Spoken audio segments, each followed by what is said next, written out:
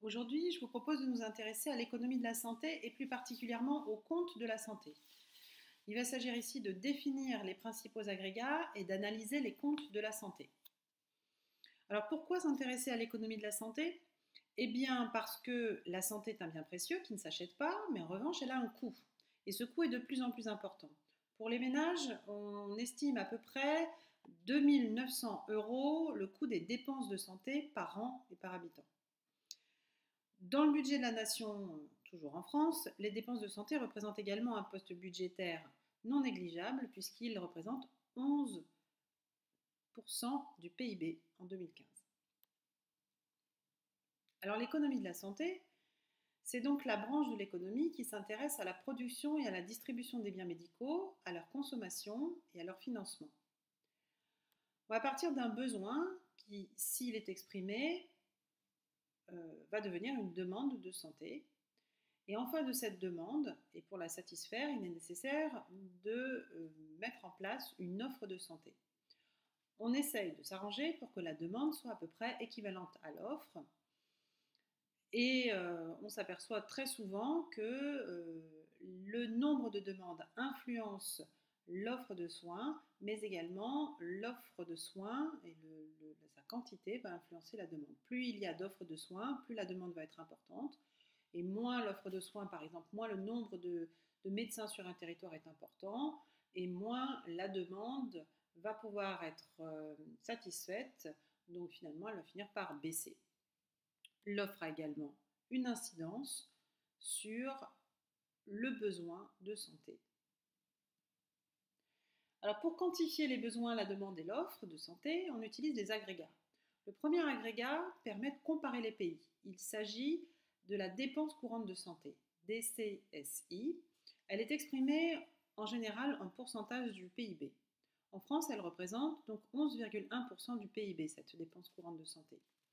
Le champion en matière de dépenses courantes de santé, ça reste quand même au niveau international, les États-Unis, qui sont en tête des pays de l'OCDE, puisqu'ils dépensent 16,6% de leur PIB pour la santé, alors que donc la France dépense 11,1%, ce qui la place à un niveau très proche de la Suède, de l'Allemagne et des Pays-Bas. On va pouvoir utiliser également des agrégats nationaux, comme la dépense courante de santé. Celle-ci, en France, correspond à environ 262 milliards d'euros. Pour analyser les comptes de la santé, on va utiliser la consommation médicale totale, CMT, et également la consommation de soins et de biens médicaux, CSBM. Penchons-nous sur la CSBM. Alors, la CSBM va comprendre à la fois les soins hospitaliers et les soins ambulatoires. Dans ceux-ci, les soins de ville, les médicaments, les autres biens médicaux, le transport des malades. C'est l'un des premiers agrégats qui va permettre l'analyse des comptes de la santé. Le deuxième, la dépense courante de santé, va intégrer la CSBM, plus les soins de longue durée, les indemnités journalières, la prévention institutionnelle, les dépenses en faveur du système de soins et les coûts de gestion. La dépense courante de santé au sens français est donc finalement la somme de toutes les dépenses courantes engagées par les financeurs publics et privés pour la fonction de santé. Le dernier agrégat qui est parfois utilisé, c'est la consommation médicale totale, CMT, qui comprend la CSBM plus les soins de prévention.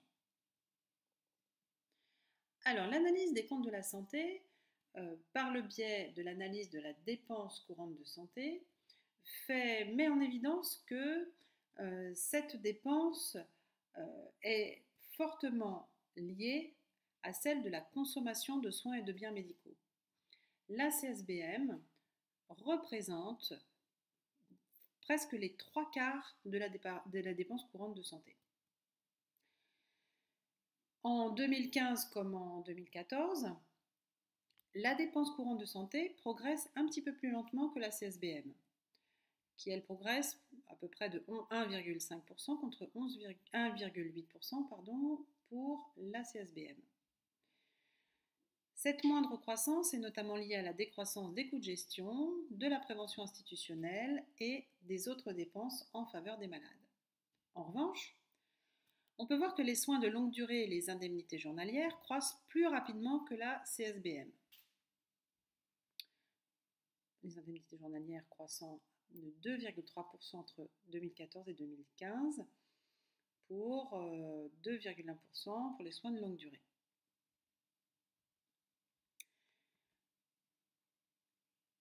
Lorsqu'on s'intéresse à la structure de la CSBM, on s'aperçoit que les soins hospitaliers représentent plus de 46,7% de la consommation de soins et de biens médicaux, ce qui en fait le poste le plus important de la CSBM, suivi par les soins de ville 26% et des médicaments pour 17,5%. La dépense de soins et de biens médicaux est financée par la sécurité sociale, l'État, les organismes complémentaires ou les ménages. Mais la sécurité sociale est l'acteur majeur du financement de la CSBM avec une prise en charge de 76,8% de la dépense en 2015, soit à peu près 149,5 milliards d'euros. Les organismes complémentaires sont le deuxième acteur du financement de la dépense de soins et la part de ce financement a augmenté régulièrement jusqu'en 2013. Cette hausse s'expliquait principalement par la prise en charge par ces organismes de l'optique. Et cette hausse s'est stabilisée depuis 2012 pour atteindre à peu près 13,3%.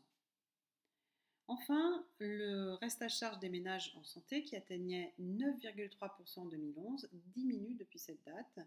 Il se stabilise à 8,4% de la consommation de soins et biens médicaux en 2015.